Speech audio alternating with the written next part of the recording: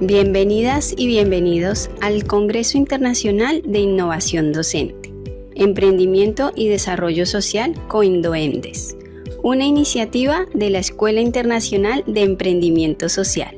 Durante estos días, docentes, investigadores, estudiantes y centros educativos de diferentes países compartirán ideas, proyectos y experiencias que ponen el bienestar de las personas en el centro del aprendizaje y del desarrollo social. COINDOEMDES nace con el propósito de conectar talento, conocimiento y acción social para construir una educación más humana, creativa y transformadora.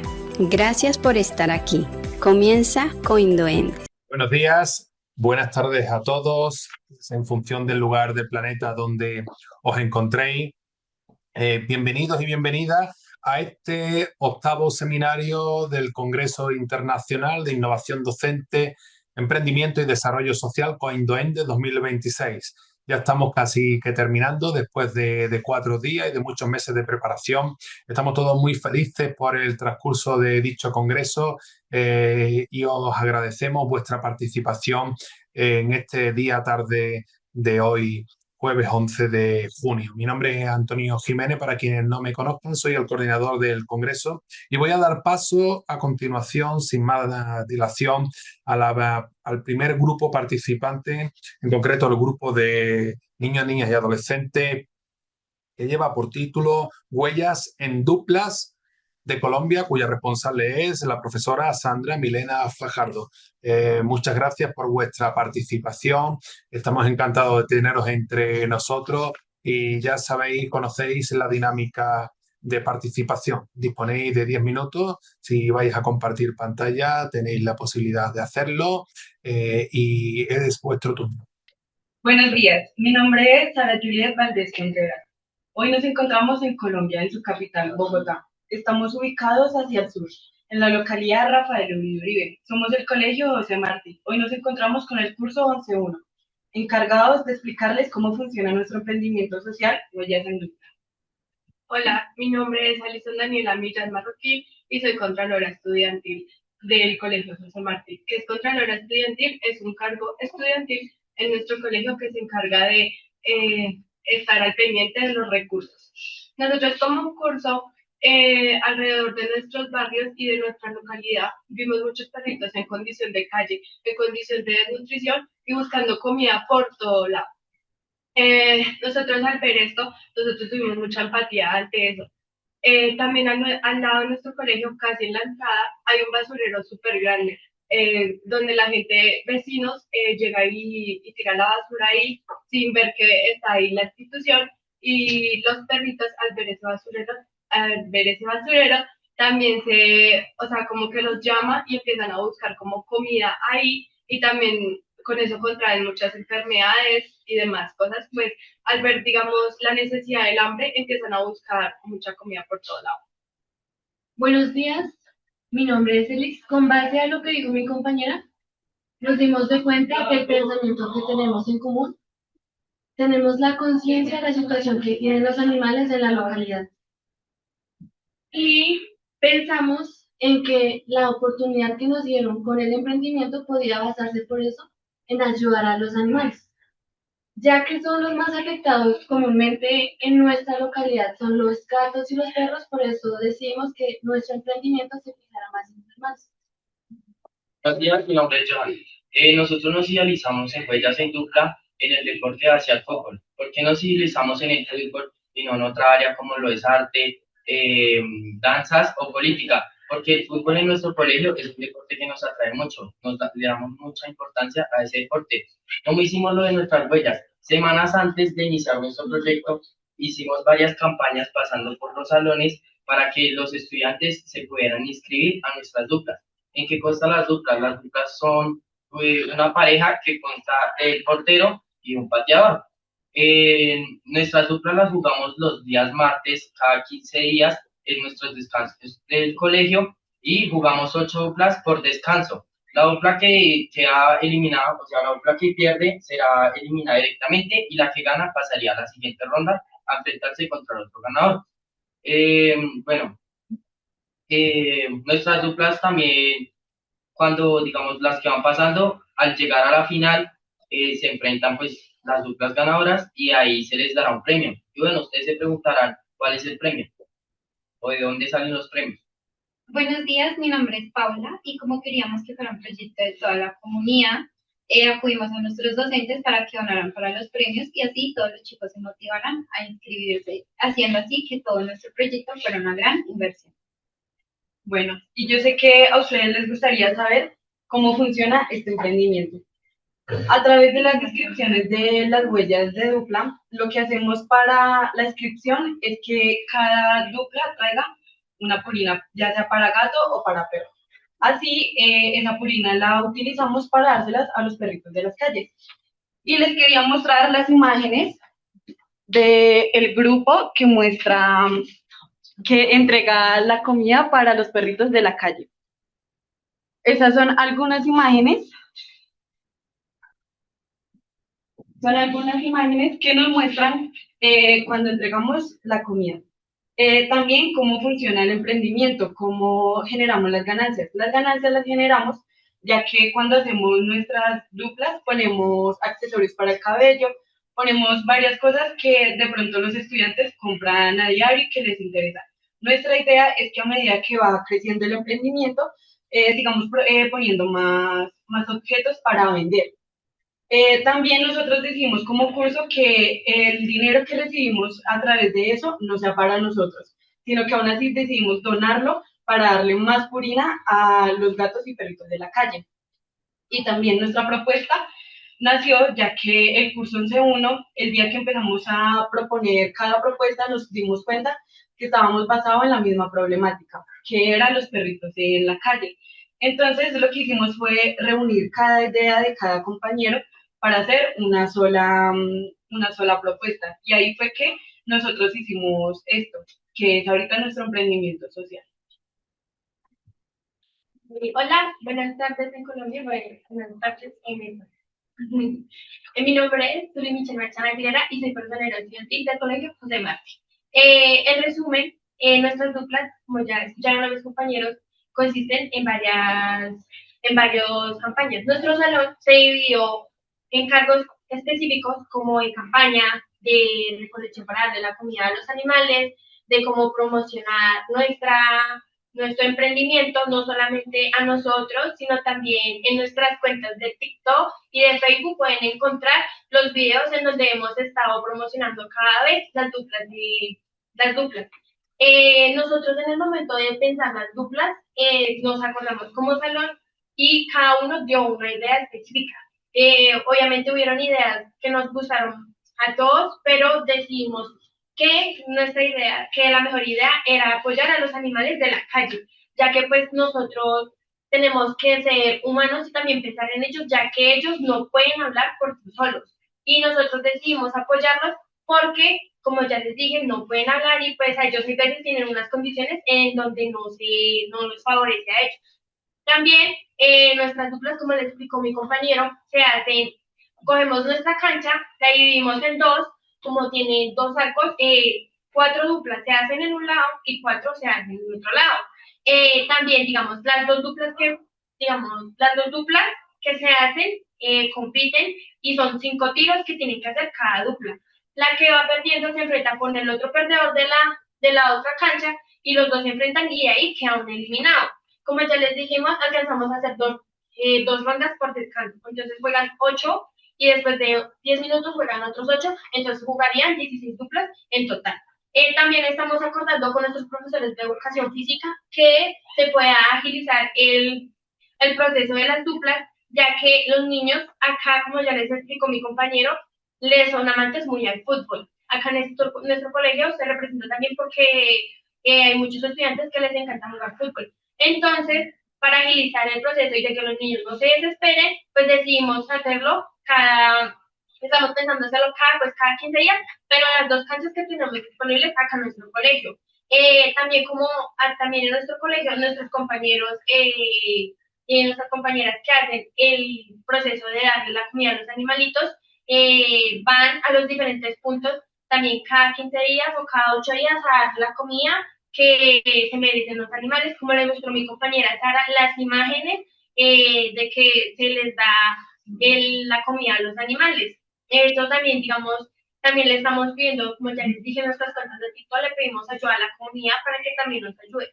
Ya al terminar, digamos, en caso de que digamos, nosotros ya somos pronto el 26. Si el proyecto llega a terminar ahí, nosotros como PRON decidimos que la profesora Sandra Milena Fajardo siga con el proyecto más adelante con la siguiente PRON o con los siguientes profesores para que el proyecto no muera y que siga pues en su proceso como se ha venido llevando hasta el momento. También digamos que al finalizar nosotros tenemos la idea de acabar con el basurero que tenemos acá fuera de nuestro colegio, construyendo más secas en botellas y así poder concluir que los vecinos y todas las personas que llegan y tiran la basura no hagan eso porque nosotros somos estudiantes y somos una institución. Y eso también tiene que ser respetable ante nosotros y pues nosotros queremos llegar, si es posible, a darle fin a esa problemática. Y pues yo no puedo. Sí. También, también siento que como curso y como jóvenes que somos, estamos tratando de mostrarle no solo al colegio, sino también a la sociedad de afuera, que podemos responsabilizarnos de los problemas que hacen otros. Y también el hecho de priorizar el respeto de los animales del que no lo ofrecen.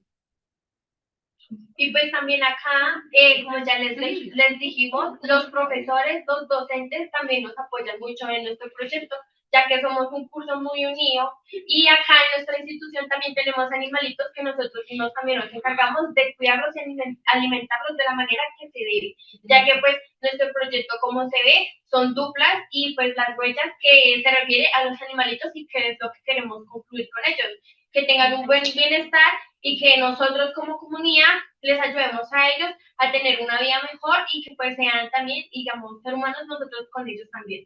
Y pues... Y bueno, nosotros en este proyecto seguimos idealizando para dejar nuestra huella. Deja tu huella.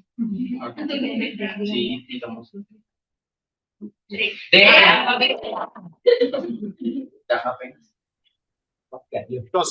Muchas gracias, chicos y chicas, muchas gracias por vuestra excelente participación, por vuestro proyecto en primer lugar de emprendimiento. Seguro que vais a tener alguna que otra pregunta luego en el debate, así que nada, muy felices de que hayáis estado con nosotros compartiendo vuestra experiencia. Un saludo y quedaros ahí, por favor. Ahora le vamos a permitir a Alan que ascienda como panelista para que puedan entrar. Ya está el grupo de Alianza Juvenil de México, cuyo responsable es el profesor Carlos Armando Saldaña Fuentes. Y bueno, a ver si abren tanto la cámara como el micrófono y pueden participar. Adelante.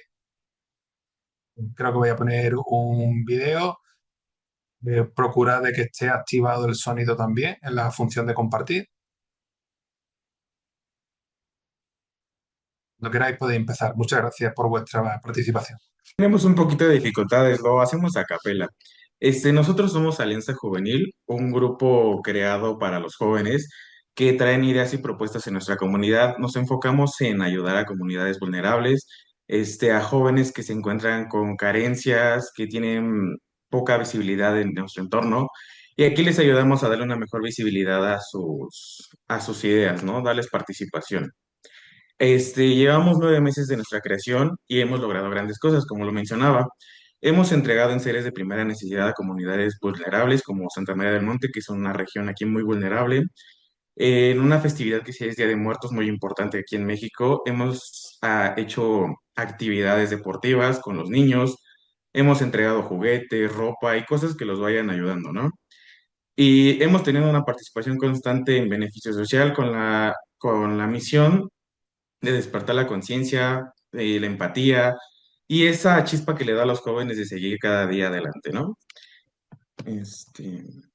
En base a ello, tenemos planes deportivos, encargados de juntar a los jóvenes y crear mejores ideas entre ellos. ¿Cómo lo es? En la primera etapa de este proyecto, lo que buscamos fue el planteamiento del proyecto y definir sus metas. Asimismo, hemos conseguido hacer un poco de proyectos aquí dentro del espacio que tenemos, que es Sinacantepec, nuestro, por así decir, eh, lugar de vivienda. Residencia. Y poco a poco hemos ido gestionando más proyectos. Lo que buscamos con esto es que los jóvenes se involucren más en el deporte y hagan conciencia en que es un ámbito muy bueno. Asimismo, lo que queremos es que la autoridad nos siga apoyando y seguimos con... Y Y seguimos en pro de su participación. E igual aquí, como se aprecia en la presentación, están las actividades que hemos realizado constantemente, como nuestro pequeño grupo de jóvenes cada vez se interactúa más y se ve la convivencia que tenemos con los niños, ¿no? Igual en esta, pues fue la recaudación de enseres de primera necesidad y repartiéndolo a las personas. La verdad es que fue una actividad muy, muy interactiva, logramos conocer más a fondo a las personas, entender las necesidades que cada una de ellas tienen y pues aunque somos un grupo muy pequeño y vamos empezando, tenemos el apoyo de ciertos sectores y pues esperamos lograr más. En base al deporte, como dice mi compañero, pues hemos logrado grandes cosas. No hemos tenido un arranque formal, pero tenemos mucha visibilidad en ello porque la salud es algo fundamental y siento que entre las infancias es muy importante irles arraigando desde el inicio que el deporte es algo fundamental para su salud, tanto física como mental. Y pues muchas gracias, eso sería todo de nuestra parte. Gracias a todos, chicos, por este excelente trabajo, por vuestra exposición y también por superar esa dificultad a la hora de no poder compartir el audio. Quédense, por favor, con nosotros, que luego seguramente le harán alguna pregunta. Y pasamos a continuación a la primera de las exposiciones adultas. Creo que creo que es necesario que Isabel Gallardo acepte cuando le enviamos la invitación como panelista. Creo que está así. Pues Isabel, te vamos a enviar una invitación, acéptala para poder participar. Eres ahora. Perfecto, gracias Isabel. Bueno, pues como decía, la primera de las intervenciones adultas es la comunicación de María García Martínez e Isabel Gallardo Fernández de la Universidad de Valencia, que lleva por título El aula hueco y su implementación en la práctica educativa. Gracias Isabel por participar con nosotros una vez más. Y puedes compartir, si lo necesitas, pantalla y ya sabes que dispones de 10 minutos. Buenas tardes, gracias. Vamos a compartir y enseguida empezamos. Sí, ya está, ¿no? ¿Se nos escucha bien? Perfectamente. Vale, perfecto. Pues buenas tardes desde Valencia, España. En un primer lugar, dar las gracias al Congreso Internacional de Innovación Docente, Emprendimiento y Desarrollo Social por por crear este espacio de reflexión compartida y permitir exponer nuestro trabajo, el aula hueco y su implementación en la práctica educativa. Un estudio de caso en la Comunidad Valenciana realizado por Isabel Gallardo y por mí, María García. A lo largo de este trabajo vamos a abordar la introducción, el marco teórico, la metodología, resultados y conclusiones de nuestra investigación. A lo largo de la misma vamos a hablar de alumnado con necesidades educativas específicas, ya que nos centramos en el contexto del aula hueco. Por lo tanto, es importante partir de concebir la educación, la importancia de que el alumnado reciba una educación de calidad en torno a sus necesidades. Por esto nos basamos en la LOMLOE, que es la actual Ley de Educación de España, y los decretos de inclusión de la Comunidad Valenciana, el decreto 104 de 2018 y la Orden de Inclusión del 20 del 2019. En este caso en concreto, al hablar de necesidades educativas, nos enfrentamos pues, a un alumnado diverso y, por tanto, a la necesidad de cambiar los modelos educativos tradicionales, enfocándonos en el contexto y creando contenido y materiales adecuados a las necesidades individuales, lo que es un gran reto para la escuela, que se responde a través de la necesidad de formación permanente del profesorado, de tal forma que aprendamos a adaptar el material a las necesidades del alumnado, y también de la incorporación de nuevos perfiles profesionales que puedan dar respuesta pues, a las diferentes necesidades del alumnado.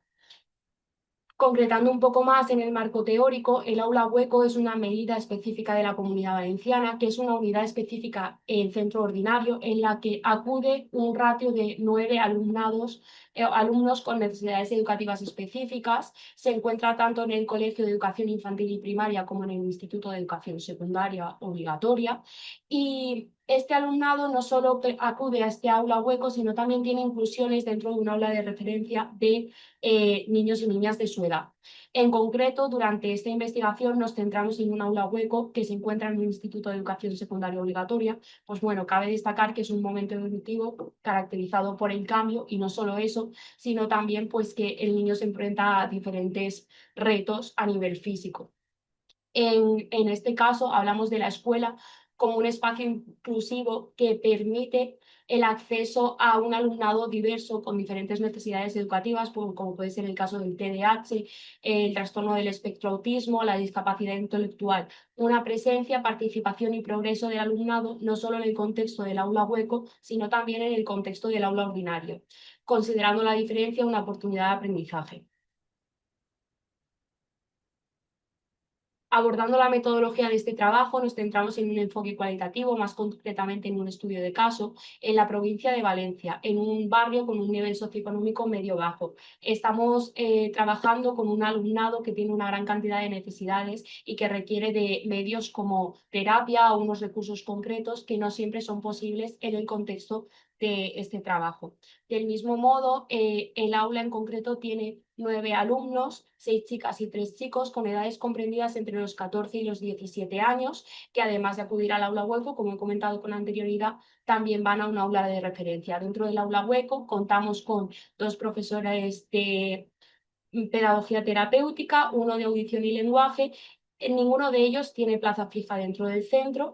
La única persona que tiene plaza fija del centro del equipo de docentes es la educadora. Por otro lado, dentro de este contexto también acuden 2 PATIs, que son 2 personas que acompañan a 2 alumnas en concreto del aula hueco y que tratan de hacer lo más fácil posible su adaptación al aula y fomentar su autonomía. En esta investigación pretendemos observar y reflexionar sobre el día a día del aula hueco, con la intención de señalar pues, cuáles son las necesidades y fortalezas, considerando la diversidad no solo una realidad, sino también un gran reto para el centro ordinario. Los resultados los hemos dividido en estas categorías, en las que pues, más o menos vamos a comentar lo observado de octubre a mayo de este año en el día a día de un aula hueco. Cabe destacar que este aula acaba de empezar a funcionar, es el segundo curso y por lo tanto pues en algunos momentos faltaba recursos o conocimientos acerca del funcionamiento. En cuanto a la organización y el funcionamiento del aula hueco, pues al encontrarse dentro de un instituto, en muchas ocasiones es necesario material mucho más adaptado o manipulativo, algo que en el instituto pues no siempre tenía. Además, había que adaptar el aula para considerarla un aula segura para las necesidades educativas del infante. No solo eso, en estrategias para favorecer la inclusión, pues encontramos, por ejemplo, el uso de apoyos visuales para el niño con trastorno del espectro autista o la promoción de la inclusión dentro del aula ordinaria, comentando con sus compañeros de aula ordinaria cuáles eran las necesidades de este niño y cómo trabajar con él. Esto ha supuesto un gran reto en cuanto a la coordinación del profesional, ya que dentro del aula habían 6 adultas y no solo eso, sino que era importante y necesario coordinarse con el resto de docentes. Lo que nos ha llevado a una necesidad, la de conocer y saber adaptar el material para el alumnado con necesidades educativas y no solo eso, fomentar en espacios de encuentro y coordinación entre el profesorado. Al final, durante toda esta experiencia, pues podemos ver cómo el docente tiene que conseguir solventar las diferentes dificultades del día a día y construir un entorno inclusivo. Ya terminando la exposición, de cara a las conclusiones, pues El aula hueco es una estrategia más para fomentar la inclusión educativa, que es un proceso complejo que depende de múltiples factores, como es el caso de la coordinación y la presencia de diferentes profesionales dentro del aula, la disponibilidad de recursos materiales y personales, como es el caso pues, de apoyos visuales o de materiales manipulativos más adaptados al nivel y a las necesidades del alumnado con necesidades educativas específicas. La implicación de la comunidad educativa, no solo por parte del profesorado, sino también pues, por parte de las familias, que en este caso, por el contexto social en el que se ha desarrollado la investigación, no siempre ha sido posible. Terminar hablando de que la educación, si no es inclusiva, no es educación. En este QR tenéis las referencias que se han utilizado para la realización de este trabajo y muchas gracias por vuestra atención. Muchas gracias a vosotras, María e Isabel, por vuestra participación tan interesante. Seguramente luego os vamos a hacer alguna pregunta. Quedaros con nosotros. Estamos tratando de identificar a los componentes del grupo que lleva por título, de los niños y niñas que lleva por título Danza Up, pero no sabemos con qué perfil están conectados. Bien, así que bueno, mientras lo localizamos, vamos a seguir el programa con la intervención de Vanessa Rodríguez Álvarez de la Universidad de Oviedo, cuyo título es La universidad en la comunidad, el aprendizaje y servicios como herramienta. Muchas gracias, Vanessa, por tu participación. Ya sabes que dispones de 10 minutos, puedes compartir pantalla si lo deseas. Vale, muchísimas gracias. Voy a ver si tengo que reconocer que Zoom no es lo mío, así que voy a cruzar los dedos a ver si lo consigo hacer bien desde el principio. A ver, confirmarme si lo estáis viendo. Eso quiere decir que lo he hecho bien o que no, que quiere decir que lo he hecho mal. Perfecto, Vanessa. Vale, pues muchísimas gracias. Bueno, lo primero de todo es muchísimas gracias por el congreso. La verdad es que me está encantando. Quitando ayer por obligaciones docentes que me perdí una de las sesiones, la verdad es que lo estoy disfrutando un montón. Y se me han abierto un montón de ideas o de cosas que yo creo que es el objetivo de esto, ¿no? Que estemos aquí, que nos pique el gusanillo para distintas cosas. Yo lo que voy a presentar es un poquito distinto a lo que he visto aquí, porque es más casi una carta de deseos que una realidad, porque bueno, estamos en ello. Es una cosa, un proyecto que estamos iniciando en la Facultad Jovellanos, que es la Facultad de Comercio, Turismo y Ciencias Sociales de la Universidad de Oviedo, para intentar implementar la metodología de aprendizaje-servicio en todos los grados. Yo soy coordinadora del grado en Trabajo Social. En Trabajo Social está más asentado, pero bueno, estamos intentando que pase a otros grados. Entonces, aunque ya en la anterior sesión ya hubo alguna comunicación que hablaba de aprendizaje-servicio, tampoco quiero contar mucho, ¿no? Pero sí la idea está de que el aprendizaje-servicio es la idea de combinar un servicio comunitario, pero con los objetivos académicos, ¿no? No estamos hablando de un voluntariado o de lo que podemos entender normalmente como voluntariado. Me ha encantado también en todo lo que nos han contado desde todos estos jóvenes que era como, y le hemos preguntado a nuestros profesores y hemos aprendido para hacer esto, ¿no? Pues es justo eso. Yo quiero hacer algo, pero tengo que aprender para hacer esto, ¿no? Entonces lo estaba escuchando, estaba diciendo, qué bonito, ¿no? Que necesitamos a veces que nos recuerden, ¿no? Que para hacer las cosas necesitamos aprender. Se buscan los valores de reciprocidad, el respeto, la colaboración con la comunidad. O sea, nosotros aprendemos y damos un servicio, pero a la vez estamos aprendiendo con ese servicio, o sea, nos retroalimentamos.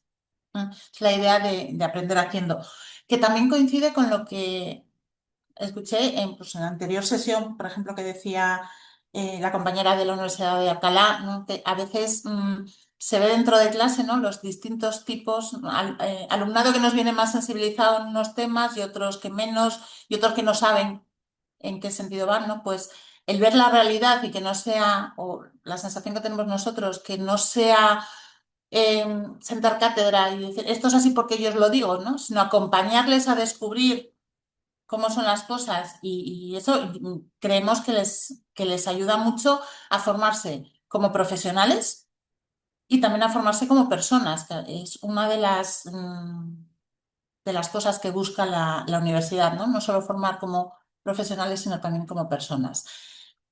Decía antes que el aprendizaje-servicio no es voluntariado.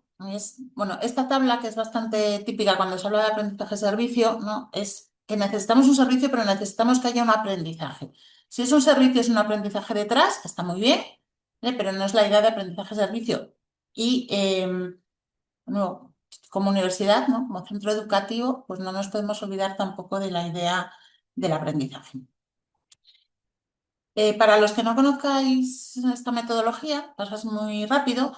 La idea es, primero se identifica una serie de necesidades que las podemos identificar nosotros, pues como por ejemplo lo que nos decían ahora el grupo de huellas en duplas, ¿no? Esto de nos hemos dado cuenta que a nuestro alrededor había muchos animales, pero también nos puede llegar como una solicitud o no, un comentario desde alguna parte de la sociedad civil que nos digan, nos pasa esto, ¿no? Queremos trabajar juntos y insisto mucho en trabajar juntos, no es ayuda, es trabajar juntos para ver cómo podemos afrontar esto.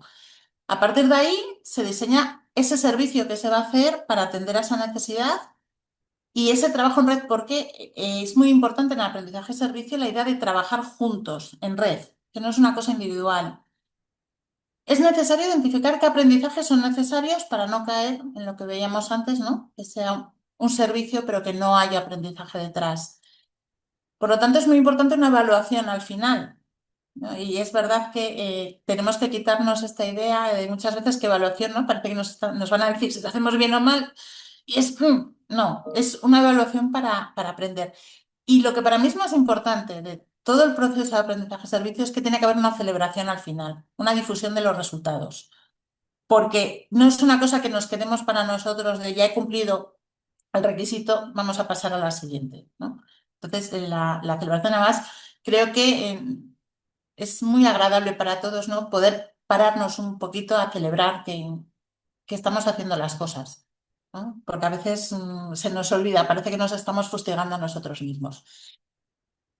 Yo os quería enseñar algunas de las cositas que hemos hecho en la Facultad Jovellanos, la mayoría vinculadas a asignaturas del grado en Trabajo Social, pero también vinculadas a un máster de turismo o al grado de Comercio y Marketing.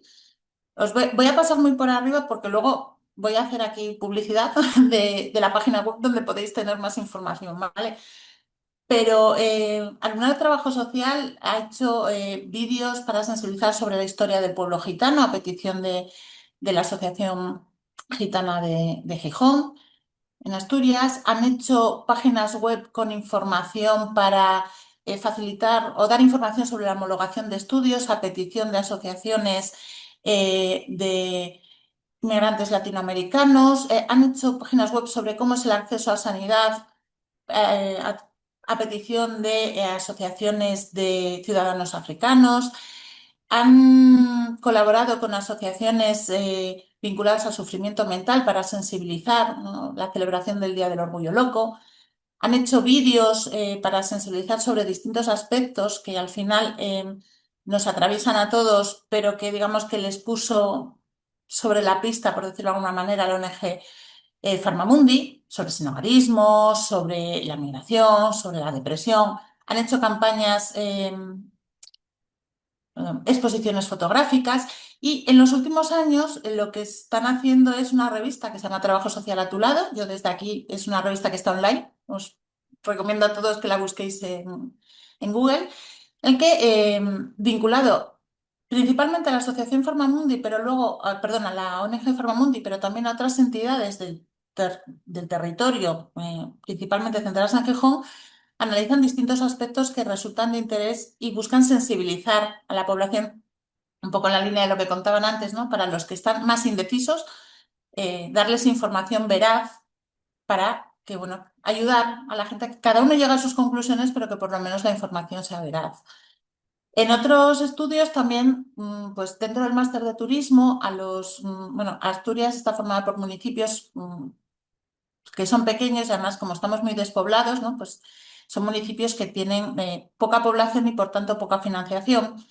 Entonces, se colabora con distintos municipios para hacerles planes turísticos, ¿no? Se va allí, se trabaja con ellos, se busca qué necesidades, qué es lo que quieren ellos promover y se les proporciona un estudio, un análisis sobre planes turísticos. O en lo último, que todavía no lo tengo porque lo van a presentar mañana, desde una asignatura de marketing, se ha colaborado con el Centro Comunitario de Transfusiones de Asturias para hacerle las campañas de publicidad, para intentar que mejore las donaciones, al menos entre universitarios.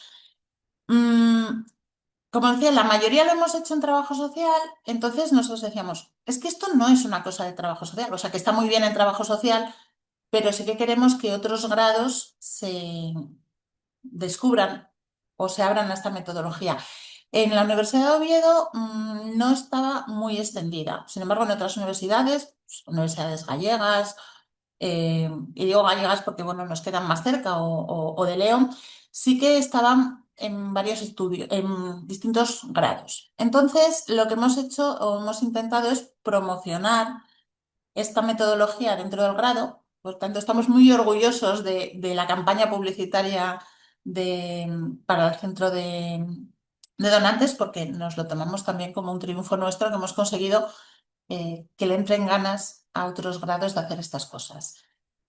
Lo que nosotros proponemos o estamos intentando hacer, estamos en ello, queremos ser un nexo de unión entre esas necesidades detectadas por las entidades sociales y las asignaturas o los estudios que hay dentro de la facultad. Nosotros captamos esas necesidades y hacemos la búsqueda de qué asignaturas o qué actividades serían más adecuadas y ponemos en contacto a profesores y entidades y luego les damos apoyo para, ¿no?, en la medida de lo posible, en lo que podamos, para llevar a cabo esos proyectos.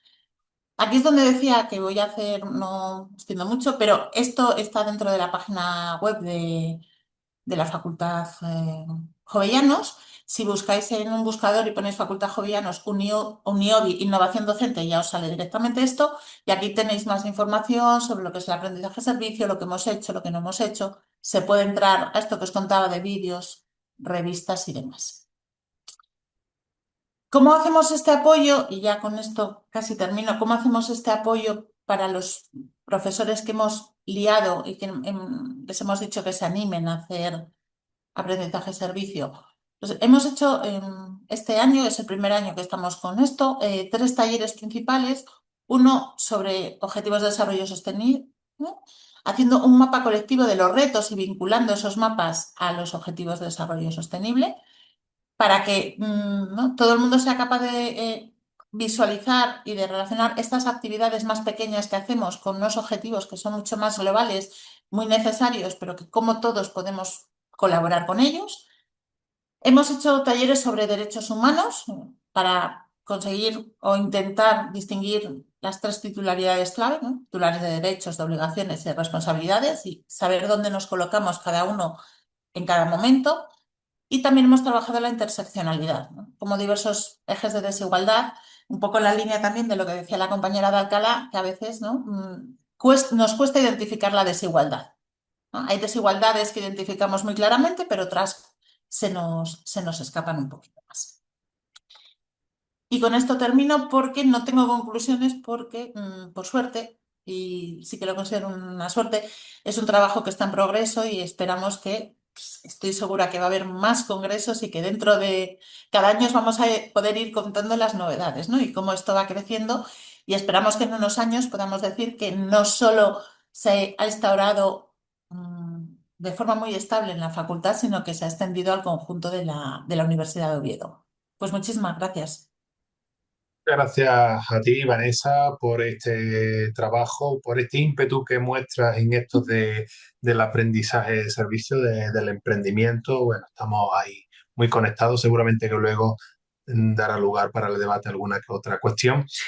Vamos a continuar con la intervención a cargo de Belkis Roja Hernández de la Universidad de Valladolid, que lleva por título La colaboración escuela-familia en educación ambiental, enfoques pedagógicos y aplicaciones prácticas de un instrumento de evaluación.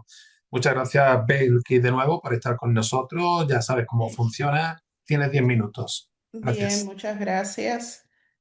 Vamos para acá.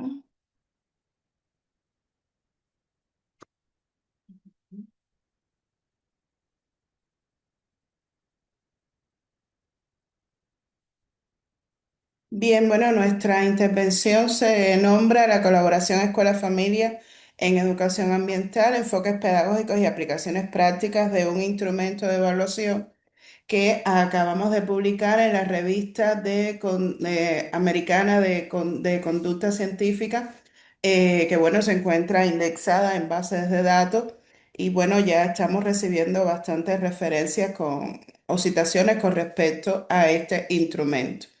El punto de partida, o sea, de nuestro trabajo, o sea, pues, es una pregunta, bueno, ¿por qué es importante esta colaboración relación escuela-familia?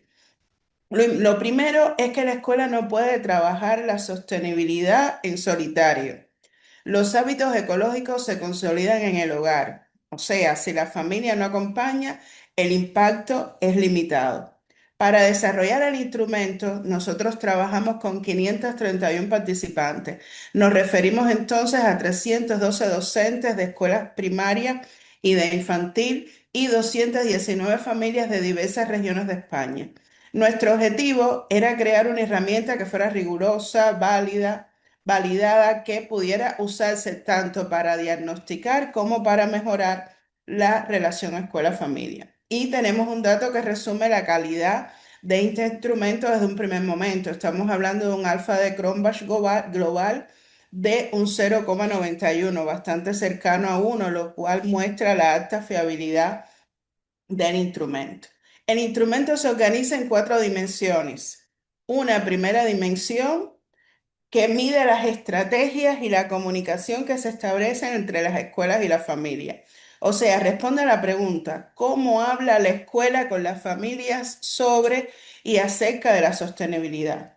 La segunda dimensión evalúa la participación familiar. Y respondiendo a la pregunta, ¿se implican activamente en proyectos ecológicos del centro las familias de los estudiantes? La tercera dimensión, denominada impactos en hábitos ecológicos, responde a la pregunta, ¿cambian los hábitos de los estudiantes en casa después de la puesta en práctica de las diferentes acciones de relación escuela-familia? ¿Cuáles son los efectos observables en el comportamiento, en los comportamientos sostenibles de los estudiantes en el hogar? Y la cuarta dimensión es las barreras para la implementación. Respondiendo a la pregunta, ¿qué obstáculos impiden entonces que la colaboración funcione? Como se aprecia, todas las dimensiones presentan un alto alfa de Cronbach, siempre por encima de 0,90, lo que demuestra la estructura sólida que tiene nuestro instrumento como tal. El proceso de validación del instrumento para evaluar y medir la relación escuela-familia pasó por 5 fases fundamentales. La primera, la revisión conceptual, el diseño fue la segunda del instrumento, que después se sometió a un proceso de evaluación a través de un panel de expertos, de 15 expertos.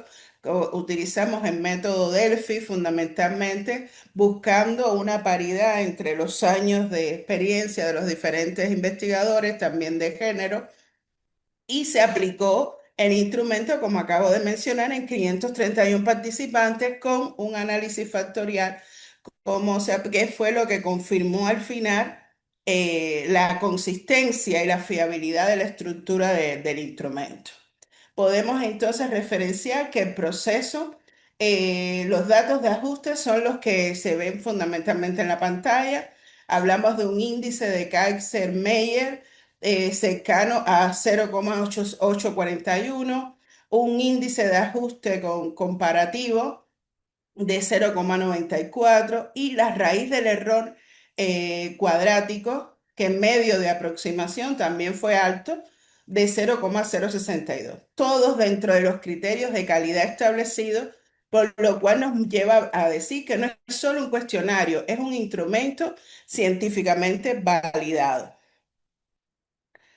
Pero bueno, aquí viene ahora la pregunta fundamental, ¿no? ¿Qué nos hacemos? Bueno, de la evaluación a la práctica, le llamamos así. Es la principal aportación desde nuestro punto de vista más relevante para esta comunicación. Cómo transformar un instrumento de evaluación en una herramienta para la mejora docente como tal. El instrumento que nosotros planteamos puede usarse en el diagnóstico inicial, o sea, al principio del curso escolar, para evaluar la comunicación con las familias, fomentar su participación activa y diseñar estrategias para superar las barreras específicas de cada uno de los contextos. O sea, no es un fin en sí mismo, es el punto de partida que podemos utilizar para desarrollar la relación escuela-familia. Como vemos, cada una de las dimensiones nos van a aportar información. Por ejemplo, la dimensión 1 y 2 de comunicación y participación nos van a brindar en comunicación una combinación de canales digitales. Podemos decir entonces que en comunicación, la combinación de canales digitales con reuniones presenciales produce la mayor implicación de familias. Un calendario verde mensual que conecte al aula con el hogar es una de las estrategias más efectivas, pudimos determinar, para facilitar la relación escuela-familia, pero también es muy fácil de implementar. En participación, los proyectos que dan un rol activo y visible a la familia, como los huertos escolares, las jornadas de reciclaje, son las que más engagement generan, según los resultados de la aplicación del instrumento. Las familias participan más cuando sienten que su contribución es real y reconocida. Con respecto a la dimensión 3 y 4, me refiero a impacto y barreras. La dimensión de impacto en hábitos ecológicos mostró que el 73% del profesorado y las familias observan reducción de residuos en el hogar. El 68% percibió una mayor conciencia en el consumo de agua y energía. Los datos, como ven, son prometedores, aunque hay un margen de mejora en hábitos, o sea, un poco más complejo. En cuanto a la dimensión 4, la referente a las barreras, lo más frecuentes que planteó la muestra con la que trabajamos es la falta de tiempo de los docentes y la baja implicación de algunas familias. Baja implicación, que no hay una diferencia entre familias migrantes o familias autóctonas como tal. El instrumento permite identificar cuáles son las barreras concretas de cada centro para diseñar respuestas específicas y no genéricas. Para ir ya culminando, ¿qué puede hacer un docente con toda esta información que puede darnos el instrumento? Aquí tenemos 6 ideas que queremos presentar, 6 ideas concretas. Por ejemplo, el calendario verde mensual, usar plataformas digitales para retos ecológicos semanales, crear o fortalecer el huerto escolar, organizar concursos de reciclaje familiar, ofrecer talleres formativos para las familias y aplicar el instrumento de manera anual para evaluar la evolución de la relación escuela-familia. Son propuestas accesibles, de bajo costo y con evidencia científica detrás. Las aportaciones de este trabajo son 4 fundamentalmente. Para la investigación, bueno, es un instrumento validado específicamente porque mide la colaboración en educación ambiental. Para la evaluación proporciona un diagnóstico riguroso, adaptable a cada uno de los centros, o sea que el instrumento permite hacer este diagnóstico. Para la formación docente nos orienta en decisiones pedagógicas con base empírica, y para la sostenibilidad, bueno, contribuye directamente a los Objetivos de Desarrollo Sostenible y a la Agenda 2030. Termino con la idea central de todo este trabajo. Cuando la escuela y la familia hablan el mismo idioma ambiental, el planeta gana un defensor más. No basta con enseñar en el aula que hay que reciclar o ahorrar agua, si en casa este mensaje no tiene continuidad. El instrumento que hemos validado es una herramienta para construir esta coherencia entre escuela y el hogar. Bueno, muchas gracias por su atención. El artículo, como decía, puede consultarse para que ver el diseño propiamente del instrumento. Muchas gracias, Belki, por este tan interesante estudio realizado y por tu contribución. Quédate, por favor, con nosotros, que te haremos alguna pregunta al finalizar. Y ya, por último, la última intervención del último seminario de este congreso, entre el derecho a estar y el derecho a aprender, condiciones institucionales para la inclusión escolar de estudiantes con discapacidad intelectual, a cargo de Ewin Moreno, de la Universidad Pedagógica Nacional. Adelante, Ewin, gracias por participar con nosotros. Dispones de 10 minutos. Muy buenas tardes para todos, para todas. ¿Me escuchan bien? Sí, perfecto. Bueno, pues a continuación quiero presentar esta ponencia que he titulado Entre el derecho a estar y el derecho a aprender, condiciones institucionales para la inclusión escolar de estudiantes con discapacidad intelectual. Esta ponencia nace en el marco de mi investigación doctoral que estoy realizando en la Universidad de La Salle, es un doctorado en Educación y Sociedad, y actualmente también soy docente de la Universidad Pedagógica Nacional. Ahora bien, pues muy complacido de estar en un evento internacional. Por ello quiero primero poner un poco de contexto, porque en América Latina las cifras son reveladoras frente a los estudiantes que tienen algún tipo de discapacidad. Es decir, mientras que el 99% de la población que no tiene discapacidad culmina la educación primaria, los estudiantes que tienen algún tipo de discapacidad solamente lo logran el 76%. Ahora bien, hay una tasa de abandono de la secundaria superior, es decir, para América Latina grados 10º, 11 y a veces grado 12 es del 37%. Ese panorama en Colombia pues también es bastante preocupante, ya que de acuerdo con la Contraloría, que es un ente gubernamental que hace control, fundamentalmente el 60% de los estudiantes que tienen discapacidad no tienen apoyos o ajustes razonables requeridos para su proceso educativo. Y la permanencia de la población con discapacidad es 20% menor que la población que no tiene algún tipo de discapacidad. Con este panorama de frente, pues tenemos que en Colombia el 71% de las personas o estudiantes que tienen discapacidad están fuera del sistema educativo, frente a un 90% de la población que no presenta discapacidad. Pero hay un dato todavía más revelador, y es que 8 de cada 10 estudiantes que tienen alguna discapacidad no está caracterizado en un sistema o plataforma que le llamamos CIMAD en Colombia, que es básicamente un mecanismo por medio del cual los estudiantes son caracterizados y reciben, además de beneficios médicos, también pedagógicos y de orden financiero.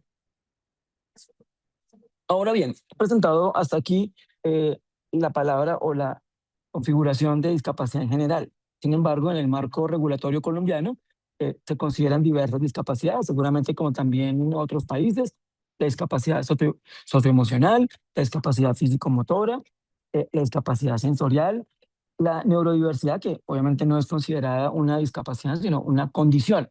Sin embargo, la discapacidad intelectual tiene una particularidad, y es que fundamentalmente la integración de la población escolar con discapacidad intelectual no es suficiente, no basta solamente con la inclusión física. Hay que ir un paso más allá para que se pueda dar una inclusión real. Porque en algunos casos de discapacidad, solamente con ajustes arquitectónicos es posible lograr la inclusión de estudiantes. Sin embargo, para los estudiantes con discapacidad intelectual es importante y necesario abarcar los elementos pedagógicos, los actitudinales y lo institucional, que implica tanto las políticas como la cultura y las prácticas inclusivas. Ahora bien, cuando miramos el panorama en Colombia, pues la población con discapacidad que más representa o más representada es la población con discapacidad cognitiva, pues supera a los estudiantes que tienen trastornos específicos del aprendizaje, estudiantes con discapacidad psicosocial o inclusive estudiantes que hacen parte del espectro autista. Y desde el paradigma biopsicosocial, la atención a la población con discapacidad pues implica atender precisamente estos componentes, tanto lo biológico como lo psicológico y lo social. Ahora bien, como se había presentado anteriormente, en Colombia prioritariamente hay dificultades del acceso a la educación para esta población y sobre todo para su permanencia, justamente porque se desatienden situaciones del orden biológico, es decir, condiciones de salud, y tampoco hay apoyos terapéuticos o inclusive apoyos médicos que ellos puedan requerir. Frente a lo psicológico, pues evidentemente se requiere un acompañamiento para el desarrollo de funciones ejecutivas, de lo emocional, de la autoestima y de la motivación. Fue interesante escuchar a dos de las expositoras recientemente que hablaban del rol de la familia, porque fundamentalmente la familia en el proceso de inclusión escolar es muy importante y en el marco de la educación para la población con discapacidad, pues su rol es fundamental. Ayer teníamos una ponencia justamente también de alguien de aquí de Colombia, quien lo presentaba de una manera muy amplia. Ahora bien, si solamente tenemos estudiantes con presencia física en las aulas, sin este tipo de reconocimientos o de apoyos, pues tendremos en efecto lo que ha venido en la literatura desarrollándose como un concepto y es la fausclusión. La fausclusión se entiende como el acto de que el estudiante permanezca físicamente en un lugar sin un aprendizaje efectivo. Básicamente el uso de dos palabras, faux en francés y exclusión. Exclusion como falsa inclusión. Y evidentemente esto podría posibilitar o simplemente caer en algo que es la integración física, si no se atiende a la participación, al aprendizaje, a la permanencia y obviamente también al reconocimiento. Ahora bien, ¿cómo podemos hacer o cómo se hace evidente en la escuela la fausclusión? Pues algunos ejemplos de ello, y sobre todo en América Latina, suceden cuando los estudiantes están en el aula pero no tienen adaptaciones cognitivas particularizadas, a pesar de que haya un PIAR, es decir, un documento de ajustes razonables, en la práctica pues no hay adaptaciones curriculares. También cuando la interacción o la participación de los estudiantes es limitada, inclusive cuando los apoyos individuales son insuficientes. Hay un caso muy particular en Colombia y es que los docentes de apoyo o la tasa de docentes de apoyo por estudiantes de inclusión es muy baja. Tuve la posibilidad de estar visitando una escuela en Nueva York y fue interesante ver cómo en unas aulas donde habían 6 estudiantes con algún tipo de discapacidad, estaban acompañados por 4 docentes profesionales, todos ellos para la inclusión. Aquí en Colombia la tasa es más o menos de docente de apoyo por 25, 30, inclusive a veces 40 estudiantes con discapacidad. En Portugal la tasa es mucho más baja. Y en un solo aula en Colombia, por ejemplo, de 35 estudiantes, pueden haber 5 estudiantes con algún tipo de discapacidad y solamente atendidos por un docente. En la escuela, en particular en América Latina, cuando no se atiende a los espacios adecuados o entornos o cuando las actividades pedagógicas no son pensadas para todos los estudiantes, pues estamos cayendo en esta fausclusión. Y ya en el aula, en el nivel más micro, pues cuando las evaluaciones o los planes de estudio no tienen ajustes o cuando la calificación se realiza sin considerar el progreso particular. Esto nos puede llevar a algo que en la literatura se conoce como el tokenismo inclusivo y es prácticamente presentar una institución como inclusiva en los documentos, pero exclusiva en las prácticas. Es decir, las barreras invisibles no se han eliminado, no se hacen ajustes razonables y la presencialidad de los estudiantes es limitada. Ahora bien, no es un problema de normas. Colombia puntualmente se ha adherido a muchos marcos internacionales. Colombia ha adoptado la Convención contra la Discriminación en la Educación, la Declaración de Salamanca de la UNESCO, la Convención sobre los Derechos de las Personas con Discapacidad, la Agenda 2030, en el ODS 4. Es decir, Colombia se ha adherido a todos estos marcos internacionales e internamente también tenemos un robusto marco normativo desde la Constitución del 91, pasando por decretos, leyes del Congreso, reglamentaciones del Ministerio, normas técnicas. Es decir, no falta la reglamentación. Sin embargo, en la práctica, pues vemos estos escenarios de fausclusión.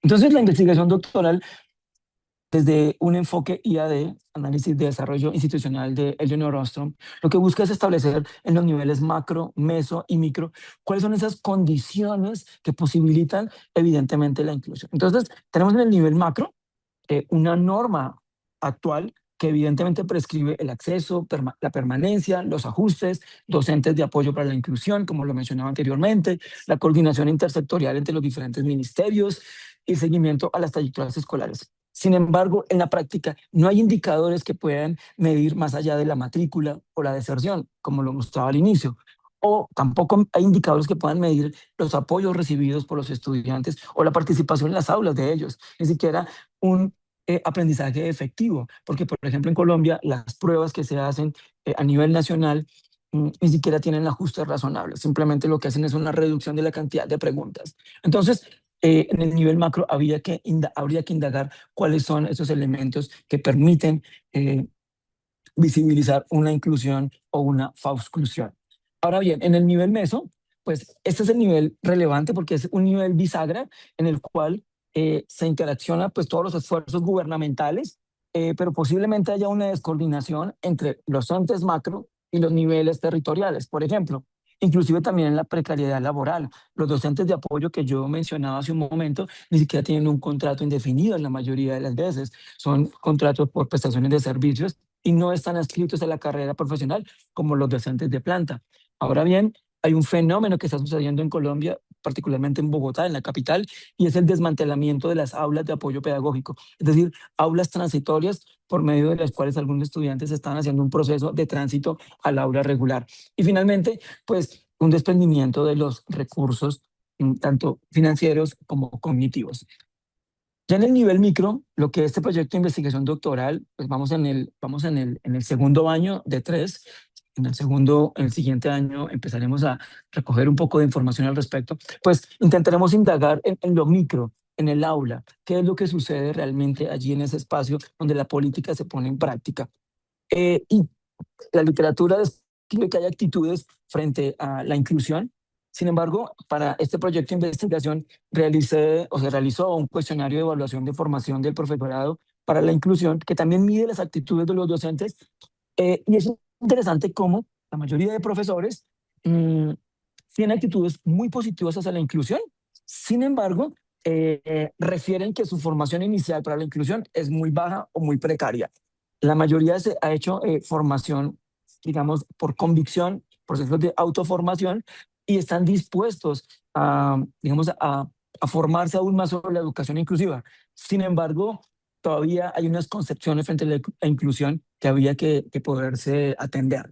En este Luis, tiene un marco de lo minuto. micro, sí señor, en este nivel de lo micro, pues también habría que identificar eh, cómo se relaciona lo simbólico, es decir, cuál es la concepción que hay frente a la inclusión versus esa realidad pues que se percibe.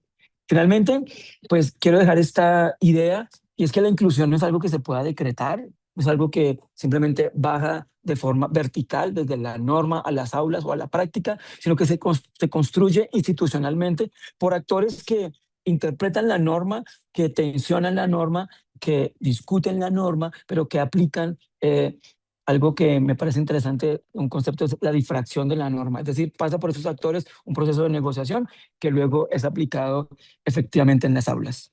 Muchísimas gracias. Muchas gracias a ti, Edwin, por el trabajo y por la exposición final ya de este congreso. Pasamos a continuación, tenemos 20 minutos para el debate, para responder a unas preguntas que nos hacen y que son las siguientes. A los chicos de huella de dupla, huellas en dupla, perdón, de Colombia, les preguntamos, o le preguntan, han aprendido sobre el cuidado responsable de los animales, por un lado, y por otro lado, necesita un perro para estar sano y feliz. Si queréis, podéis responder los chicos ya.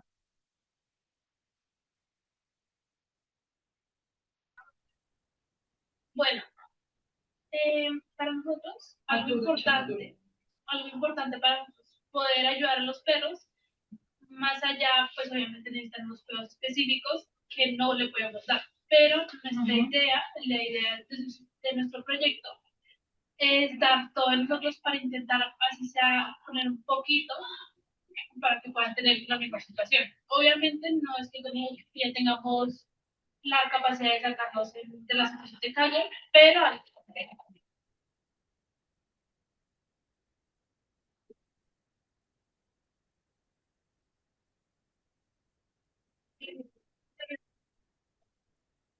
No se oye. ¿Qué hemos aprendido? Profe, ¿nos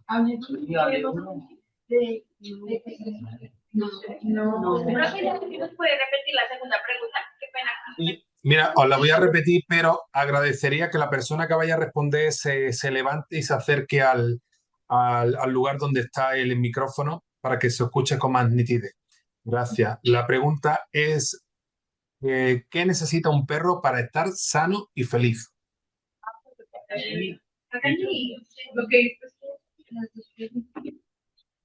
Bueno, para nosotros como colegio, bueno, como curso, concluimos que para un perro poder ser feliz o tener pues, una buena situación necesita mucho más que comida, claramente necesitamos ciertos cuidados, también ciertas vitaminas dependiendo de si está enfermo o algo.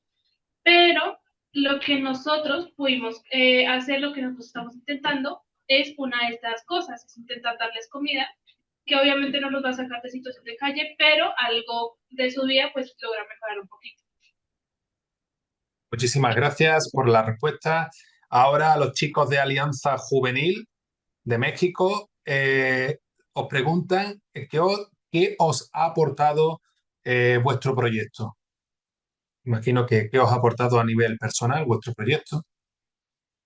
Pues, eh, a nivel personal, pues nos ha aportado la solidaridad con las personas, el entender las situaciones vulnerables de las sociedades, ¿no? El saber comprender el cómo poder apoyar, cómo poder estar ahí presente. Digo, tal vez no de una forma tan económica, pero sí de una forma emocional con las personas, ¿no? Que al final de cuentas un apoyo, un juego o cualquier cosa, pues le sirve a las personas, ¿no? Basta. Y lo que nos ha apoyado también es a formar relaciones sociales, convivir más con los de nuestra edad y disfrutar un poco de que es el deporte. Asimismo, eh, conocer la historia de las demás personas. Bueno, eso es lo que me ha aportado este proyecto. Muy bien. También os pregunta cómo habéis obtenido los recursos económicos. Sí, pues principalmente de las personas que deciden integrarse con nosotros, pues sale de nuestras bolsas. En otra parte hay ciertas organizaciones que se acercan con nosotros y deciden apoyar de formas no económicas, pero sí como lo mencionaba, ¿no? Con los enseres de que te proporcionamos alimento, cobijas o algunas ciertas cosas que lo necesitemos. Así es como vamos funcionando nosotros. Excelente, muchas gracias por vuestra respuesta. Y ahora vamos a hacer las 4 preguntas o las preguntas a los 4 ponentes adultos de manera seguida para que después podáis responder también en orden de manera seguida. Así lo hacemos mucho más ágil y el tiempo que nos resta, en torno a 15 minutos, es mucho más, la utilización del tiempo que nos resta es mucho más eficiente. Bien, en cuanto a el aula ECO, a María García Martínez y a Isabel Gallardo Fernández, les pregunta cómo se coordinan los profesionales PT, educadora, tutora, orientadora y familia. Eso por un lado. En cuanto a Vanessa Rodríguez Álvarez, se le pregunta, ¿en vuestra universidad existe formación específica para docentes en aprendizaje de servicio y presupuesto destinado a llevar estos proyectos a cabo? ¿Cuántos proyectos se aprueban al año? Creo que son 3 preguntas. Bien, que si existe formación específica, que si hay presupuesto y en caso, cuántos proyectos se aprueban al año. Luego también tenemos para Belki Roja, ¿hubo algo en el diagnóstico que le sorprendiera o rompiera su expectativa? Por un lado, y por otro lado, ¿qué cambiarían ahora del instrumento de evaluación después de haberlo aplicado? Y por último, para Ewing, la pregunta es cómo podemos identificar cuándo un centro está integrado y cuándo realmente un centro educativo está integrado y cuándo realmente está incluyendo, cuándo está integrando, perdón, cuándo está integrando y cuándo está incluyendo. ¿Cuál es la diferencia entre integración e inclusión? Esa es la pregunta que os hacer. Bueno, pues si sois tan amables, podéis responder. Muchas gracias.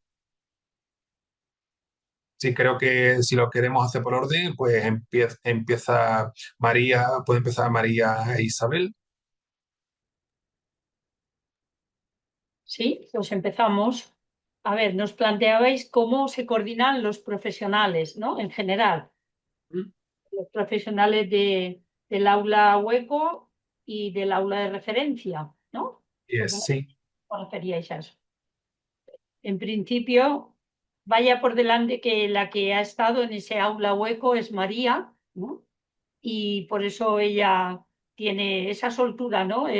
Se lo ve hecho, la coordinación. Y comentábamos, hay una tutora y junto con el equipo de orientación se realiza la coordinación, se planifican sesiones de coordinación y en esas sesiones se toman las decisiones pertinentes para informar a las familias, también al resto del claustro con respecto al aula ordinaria, supongo, ¿no? María, tú igual puedes aportar más cosas. Al final, la coordinación depende de cuáles son las necesidades de ese niño, en qué aulas va a entrar, cómo se plantean esas sesiones, qué actividades puede realizar y qué actividades se tienen que versionar para que él también las pueda hacer. Y en relación a las familias, pues hay familias que quieren participar de una forma pues más constante y otras que están de manera eventual.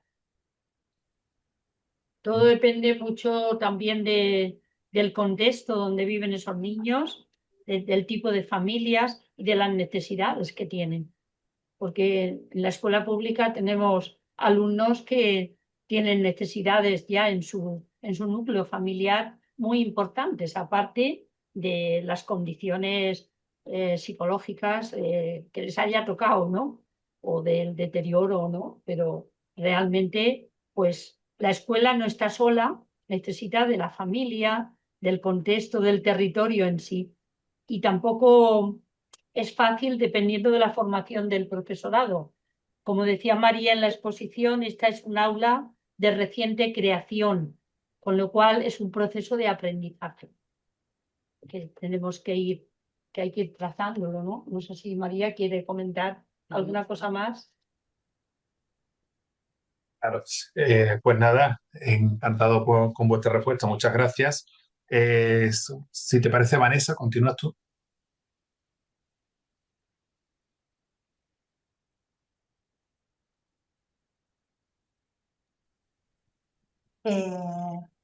Es que justo se colgó Bueno, así, resumiendo, ahí tenemos formación para docentes, un instituto de innovación docente, y cada vez es más frecuente que hagan cursos de aprendizaje y servicio. Antes a lo mejor se hacía uno cada 4 años y ahora todos los años hay al menos uno o dos. Y la formación específica para jóvenes, para los profesores que se incorporan, esto que tienen que hacer obligatoriamente los primeros años los ayudantes doctores, ya lo incluyen de forma, vamos, de forma firme. Entonces, en ese sentido, vamos mejorando. En cuanto a presupuesto específico, no tenemos presupuestos específicos para proyectos de aprendizaje y servicio. Tenemos unas convocatorias de proyectos de innovación docente, tenemos como 2 vías. Una es yo hago el proyecto y luego me lo certifican, o yo pido financiación para el proyecto. Pero para que os hagáis una idea, acaba de salir la última convocatoria. De los 90 que pidieron financiación, ha conseguido financiación 31. Y de los 31 que han conseguido financiación, pone aprendizaje y servicio en su título 1. Y digo mucho lo de su título porque nos hemos encontrado veces que vemos realidades, hablamos con los profesores y nos dicen, anda, pues no estábamos pensando, ¿no?, que esto era aprendizaje y servicio, pero luego sí que encaja. Es verdad que en nuestro Instituto de Innovación Docente, bueno, ahora le han cambiado el nombre y todavía no me sé el nuevo nombre, lo siento. Sí que lo va teniendo cada vez más en cuenta. Por ejemplo, vamos a tener las jornadas de innovación docente ahora en julio y dentro de las distintas líneas de investigación lo especifican, ¿eh? Y ahora han empezado hace poco con la financiación de estos proyectos. Nosotros antes no teníamos proyectos financiados. Entonces, bueno, como no tenemos mucha experiencia en proyectos financiados en general, pues tampoco podemos echar de menos que se financie la APS en concreto. De los casos que yo os contaba, bueno, los que están más vinculados al territorio en Gijón, pues muchas veces no llevan financiación, no es necesario financiación, las entidades se mueven a la facultad La mayoría de nuestro estudiantado vive en Gijón, entonces lo tiene más fácil. Tenemos este problema que contaba antes Amanda, de que a veces para moverlos es casi más una cosa de necesitamos apoyo, pero de otros profesores para que, ¿no?, reajusten sus horarios y permitan que los alumnos hagan estas cosas. Muchas veces necesitamos más eso que el dinero en sí. También es verdad que nosotros, las experiencias que tenemos con la ONG Farmamundi, por ejemplo, recibe dinero de la Agencia Asturiana de Cooperación para Educación al Desarrollo, entonces la parte de coste la asumen ellos. Ahí nosotros hemos tenido mucha suerte.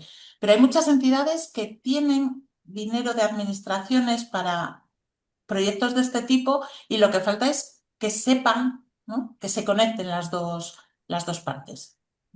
Y creo que esto es lo que me pregunta. Entendido Muchas perfectamente. gracias. Muchas gracias a ti, Vanessa. Bueno, pues creo que puede continuar Belkis. Sí, bueno, en el caso nuestro nos llamó mucho la atención que los docentes y las familias reconocen la importancia de la educación ambiental, pero la participación activa de las familias en las acciones enfocadas a todo lo que tiene que ver la educación ambiental fue más baja de lo que realmente esperamos. También nos llamó la atención que es real que la comunicación entre la escuela y la familia existe, pero no siempre se traduce en una implicación efectiva en lo que tiene que ver con proyectos ambientales, sino en otro tipo de proyectos. También nos llamó la atención que una de las principales barreras que identificaron fueron los docentes que dijeron la falta de tiempo, unido a la baja participación de las familias y que no hubo una diferencia entre familias por etnia o por origen, ningún tipo de diferencia en este sentido. Y bueno, de una manera u otra, estos aspectos influyen directamente en todo el éxito de las iniciativas que puedan determinar. La otra pregunta que nos hacían era, bueno, ¿qué cambiaríamos ahora mismo del instrumento? El instrumento, ¿qué le cambiaríamos? Fundamentalmente, añadirle e incorporarle algunas preguntas que sean más abiertas, más cualitativas, que permitan tanto a docentes como familias explicarse, poder ampliar en detalle las razones de los niveles de participación que plantean en las preguntas previas o incluso las dificultades que encuentran para participar. También añadiríamos ítems relacionados con el uso de las herramientas digitales y nuevas formas de comunicación entre la escuela y la familia. Tengo que reconocer que nuestro tema de investigación es relación escuela-familia y lo referente a este cambio de modelo, podemos decir, de relación escuela-familia presencial a la digital, le estábamos abordando de forma general, ya en otros proyectos, en otras publicaciones. Y después de aplicar este instrumento, consideramos que también en lo que tiene que ver con la dinámica medioambiental, debemos incorporar el uso de herramientas digitales y las nuevas formas de comunicación. Y finalmente, simplificaríamos la redacción de algunos ítems, ¿no?, para facilitar la comprensión y reducir el tiempo de respuesta. Consideramos que puede agilizarse un poquito más siempre sin mover las 4 dimensiones principales que tenemos en el instrumento: comunicación, participación, impacto y barreras para la implementación. Bueno, nada más por mi parte. Gracias, Belkis. Y por último, Ewin. Bueno, pues la diferencia fundamental entre la integración y la inclusión real, pues se establece en que la integración atiende solamente a la presencia física, es decir, solamente garantizar el acceso o criterios de permanencia institucional. Sin embargo, la inclusión pues atiende elementos culturales, elementos de política pública, elementos de prácticas, ¿sí?, que puedan responder a la participación plena de los estudiantes, a monitorear, por ejemplo, el aprendizaje, el reconocimiento, ¿sí?, y garantizar pues que desde un enfoque biopsicosocial pues puede haber una atención más integral, no solamente garantizar un acceso físico en un aula de clases. Extraordinaria la respuesta para finalizar, ¿no? Este congreso, primer Congreso Internacional de Innovación Docente, Emprendimiento y Desarrollo Social. Me quedo con dos ideas de este último panel, de este último seminario. La primera hace alusión al mundo del aprendizaje de servicios, y recuerdo aquello que aprendí hace poco, y que repito una vez lo aprendí, que es que la universidad, nosotros, la gran parte que estamos aquí, nos dedicamos a la docencia universitaria, no debe tener una misión social, sino que la universidad en sí debe ser una misión social. Y la otra, lo decía Edwin al final, hablando de la educación, del derecho a la educación.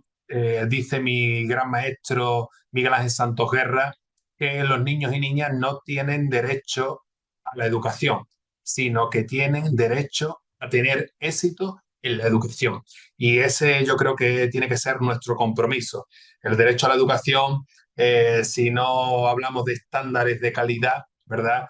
Se puede quedar, bueno, pues un poco la comparativa que ha hecho Ewin entre integración e inclusión, ¿verdad? Los niños llegan a la educación, a la escuela, como la ley te lo permite, lo pone, pues ahí llega el niño, la niña, pero es que además de estar en la escuela, tienen derecho a tener éxito. Yo creo que la escuela de hoy día, en un mundo, y fijaos, estamos hablando de un congreso de innovación docente, decíamos días atrás que no hay que confundir la innovación con el progreso tecnológico. El progreso tecnológico forma parte de la innovación, pero no todo progreso tecnológico es innovación, ¿no? Y en unos tiempos en los que corren, tenemos que tener cuidado con eso. Y precisamente si la escuela es útil hoy día, es porque va a suponer un plus de calidad con respecto a todo lo demás que hay en la sociedad. Esa es la escuela del presente, esa es la escuela del futuro, y esa es la docencia y sobre todo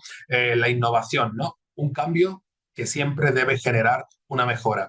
Pues chicos y chicas, compañeros, señoras, señores, esto ha sido todo en esta primera edición de este Congreso Internacional de Innovación Docente, Desarrollo y Emprendimiento Social. Estamos muy felices de los resultados, de vuestra participación, de la gran participación, lo decíamos día atrás, ¿no? Casi 300 adultos, 200 chicos y chicas, 500 participantes en total. Es un espacio de aprendizaje no solamente internacional, sino además intergeneracional, con 200 aportaciones. Pensamos que para ser la primera edición está bastante bien. Seguiremos trabajando para que vengan ediciones sucesivas. Ya estamos trabajando en una próxima edición, además de siempre este formato online que facilita la participación de las personas de diferentes lugares del mundo. También estamos preparando una edición presencial el próximo año en Colombia, ojalá que sea posible. Y estamos aquí con los compromisos de siempre. Subiremos estas dos últimas de hoy, de esta tarde, de este día, estos dos últimos paneles, seminarios a las redes sociales. Ya están todos los demás, incluidas las comunicaciones en vídeo, ya lo saben, en apenas media hora, si no nos falla esta plataforma, tendrán acceso a la descarga de los correspondientes certificados. Bueno, ya sabéis, la publicación en esta primera edición, que también vamos un poco justo de tiempo, se tendrá de espacio hasta el 20 de septiembre, creo. Todas estas indicaciones de todas maneras vienen en la web, se os recordarán. Y nada más. Son las 7:30 p.m., 19:30 en España, la hora fijada en el programa para finalizar, y quiero ser respetuoso con los tiempos. Muchas gracias una vez más. Que tengáis feliz tarde los que estéis aquí en el lado europeo del océano, y feliz mañana los que estéis en el otro lado. Y quienes les gusten el fútbol, que disfruten de este inicio de mundial diferente, mundial con mucho más participación que nunca, y que, como se suele decir, que gane el mejor, y sobre todo que seáis felices. Hasta la próxima. Hasta la próxima, gracias. Muchas gracias. Muchas gracias a ustedes.